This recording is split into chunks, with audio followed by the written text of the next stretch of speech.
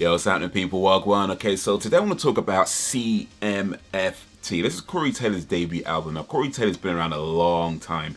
He was in a band called Stone Sour, which started in 1992. And then he was in a band called Slipknot, which started in 1995. I think you might have heard of one or two of those bands. Here's the thing about Corey Taylor, though. Like, there are a lot of musicians who have been in more than one band. That's nothing new. And there's a lot of musicians who've been in more than one band at the same time. That's nothing new. To my mind, however, there are very, very few, if any, other musicians who have been in two very successful bands at the same time. And that's what Corey Taylor did. He was in Stone Sour, and then he was in Slipknot. I think Slipknot kind of blew up first, and then Stone Sour kind of blew up afterwards, probably because of Corey Taylor. It is what it is. But the point is, he was in both bands, both while they were very successful, both while they're doing really well. Slipknot, of course, were huge. And yeah, he did them both at the same time for many, many years. There were breaks, of course, in between and, you know, touring and this, that, and the other. But pretty much at the same time, dude was in two bands. And I did see an interview, or I might have read an interview, I don't remember, but some kind of interview that he did years ago where he said something along the lines of Slipknot representing more like the darker side of things and Stone Sour representing more, you know, a bit lighter side of things. Now, I wasn't that much into Stone Sour. You know, I did hear, I think, one of their albums back way back when, and you know, they had a song that I really liked called Looking Glass, or Through the Looking Glass. That was a really cool song. But I'm not overly that familiar with Stone Sour, but from what I do know of them, you know, that whole lighter side thing seems pretty accurate to my mind, at least. And certainly with Slipknot, who I feel like I'm a fan of Slipknot. I feel like Slipknot are probably the last band that I consider myself to be a fan of. Like, after that, there was lots of bands and lots of musicians that I liked, but I never really considered myself to be a fan of a lot of musicians or a lot of bands after that. I don't know if that's a getting older thing or what. So it's not that I didn't like them. There's plenty of musicians that I really, really dig and really, really like and feel they're doing great stuff. But in terms of being a fan, I feel like Slipknot was maybe like the last band that I would say that I was a fan of. And that was like I think I started hearing about Slipknot around about 99-ish. No, maybe a little bit later than that, about 2000 actually.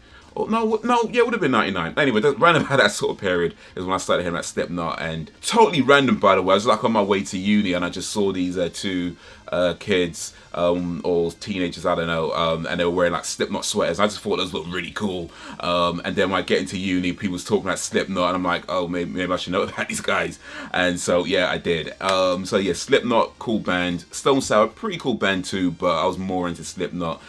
Anyway, Corey Taylor, he's been in both bands, and he's done the heavy rock, he's done the more lighter rock, and now he's just Corey Taylor. Now this is him. You know, he's just doing his own thing. This is him being like, hey, I want to put an album out by myself, and you know, employ or hire some musicians to do the guitars and the drums and this, that, and the other, and you know, I'm gonna call this CMFT. So what is CMFT? Well, it seems CMFT stands for Corey MF, and I won't repeat those words because I'm a gentleman, Taylor. So that's CMFT. This is effectively a self-titled album is what this is. So who is Corey MF Taylor? You know, who is Corey Taylor? What is he about? You know, what is he trying to tell us with this debut album?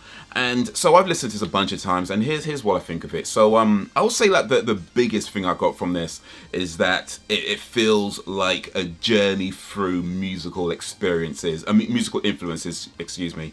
So I feel like Corey is somebody who is, throughout his life, he's been influenced by a lot of different musicians. And I think even when you listen to Slipknot, you can hear a little bit of that as well, like from the way he sings. His vocal range is immense. And also just on the music as well, like Slipknot have always kind of had like sort of drum and bass in there as well, so it's not just like the heavy rock that you probably hear more of, but there's always been like a little bit of drum and bass, you know, a little bit of other influences in there as well, but kind of get overshadowed by the sort of heavy guitars and drums and things like that.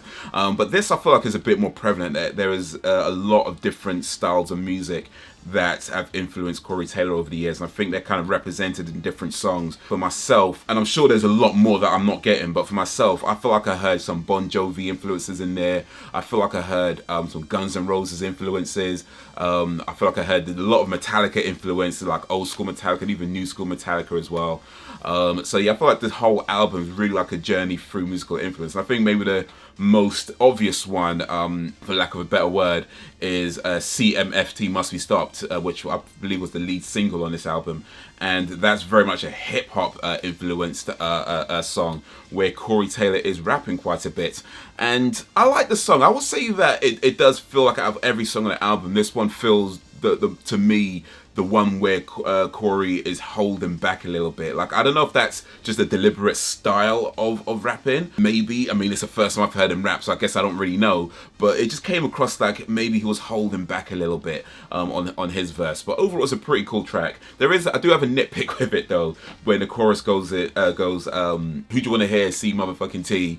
And then the next person comes on, it is Kid Bookie's like, wait, we just said we want to hear Corey Taylor. Why is Kid Bookie on? But yeah, it was a cool thing. And also Kid Bookie's verse, actually, I think what in his verse, he kind of sums up the album away, because he talks about being influenced by, you know, Slipknot and Noriega and Tech Nine as well, who also appears on the track. So yeah, I feel like that verse kind of sums up the album in the sense that there are these different influences in there and it kind of represents in different ways. So let me talk about some of the standout tracks on this album for me. So there was, well, CMFT, Can't Be Stopped, so Must Be Stopped, but He Can't Be Stopped. That was a standout track. I like that. I really like that one. The first track on the album, Highway 666, or HWY 666 to give it its actual reading name, because it's kind of like, I mean, the stories that you kind of hear in movies and things like that, where, you know, a lone musician's walking down the highway and he's got his guitar on his back and he's confronted by the devil, and the devil gives him a choice. You know, I can make you the greatest musician in the world, but you have to sell me your soul, that kind of thing. And there was a movie called Crossroads with Ralph Macchio, actually, the Karate Kid, where it has that kind of story. And this is kind of like that as well. Just talking about being on this highway, and, you know, the devil shows up and he's talking about, I can give you more, but you have to give me more as well. And I feel like this song is kind of like a metaphor for alcohol abuse, or drug abuse, or things on that nature, or just kind of losing yourself. I feel like that's what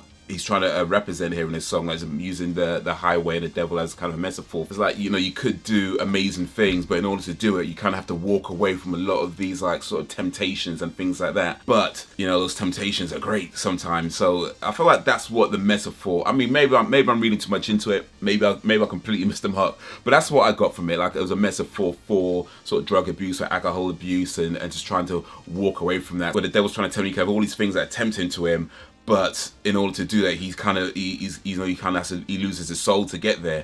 Whereas if he goes along this other route, you know, you can maintain his soul. So I don't know. That's what I got from it. But anyway, let me know what you think if you listen to the song. Another track that stands out to me is Culture Head. So this, I feel like Corey Taylor is kind of taking a shot a little bit about of the woke culture. You know, the hyper offended, getting offended over everything type of person. You know, he talks about things like using God as an excuse. You know, not trusting people who use God as an excuse. Type of person kind of hides behind religion, but they're not necessarily of that religion, or not necessarily representing it properly. They just kind of say they're this. You know, they say they're Christians, say they're Muslims, say they're this, say they're that, but they're not necessarily representing that in their actual behavior. Kind of untrustworthy, that type of person. And he also has an interesting line in this where he says, I don't want to blame anyone, but now and then you love abuse. And I feel that's a really interesting line, because, you know, I feel like there are some people out there who kind of, I mean, I don't want to say they want to be attacked online, or I don't think that's the case. But I do think there's maybe something about the way people sort of present themselves where they know it's likely to result in a lot of abuse, or a lot of things happening, and they purposefully do it in order to maybe get that abuse, as a way of saying, oh, see, look, this happened. You know what I mean? I do feel like that's a thing where people kind of poke the bear a little bit. They purposefully do things to kind of poke the bear. You know, instead of just going about their day, minding their own business, doing their thing, and then the abuse happens, they're kind of like, let me poke the bear just a little bit to get this abuse. And it brings all this attention and brings all this things, so they kind of know that's the result of it. And then it's like, oh, see, I am being abused. But I don't think loving the abuse is the way I describe it. I do think there's certainly people who maybe love the attention, or more specifically, I think we all love attention, right? But I think there's people who maybe don't necessarily care about which type of attention that they get, and are willing to maybe just like do certain things in order to bring that attention to themselves, just so you can be like, oh, see, this does happen, you know. So yeah, that's kind of like what I was thinking of when I heard that line. And of course, you know, your generation loves to bitch. So stay your offended in your niche. I gotta scratch my itch. It's a cool song. And yeah, the last song on this album, European Tour Bathroom Song, which is an interesting song. It's kind of a weird song. Apparently it's him spelling out the words on a European tour bus bathroom. That's reads, please put paper in the toilet. Please do not put paper in the toilet. Please use bins provided. But he's literally spelling it out Please, and just spelling it out. I was like, okay, why not? Why not? You know, I've read a little bit where he said that apparently it was offered. He wrote this song like 10 years ago, and it was offered to Stone Sour. I guess they didn't want it. Can't think why.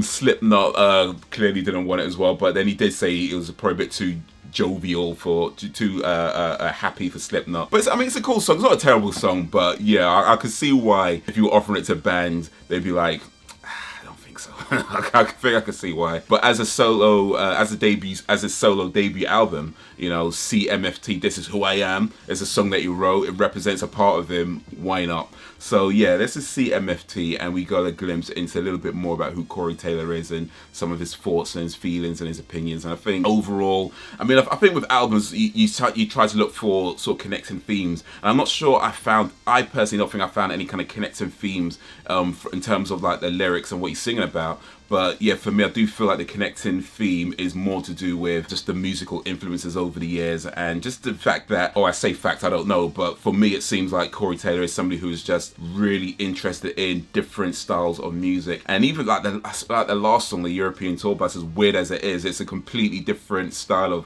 singing and writing to what you might know him for. So like, you know, I feel like this is kind of representing that. You know, he can do the heavy metal, he can do sort of softer stuff, he can do, you know, sort of lighthearted and talk about, you know, love and, you know, things like that, and then talk about his views on sort of culture and that sort of thing. So there is a lot in here about who he is, and, you know, no one is ever just one thing. So I feel like that's what this really represents as Corey MF Taylor, CMFT as a whole. You know, it's just one thing, and this is all of him, or maybe not all, but a good chunk of him, and that's represented in this album. So yeah, for me, this album's a banger. Let me know what you think. If you listen to it, do you think it's a banger? Do you think it's a wanger? Let me know. Drop a suggestion in the comments, questions, all that kind of stuff. But that's gonna be it for the minute. So guys, until whenever, if ever, peace.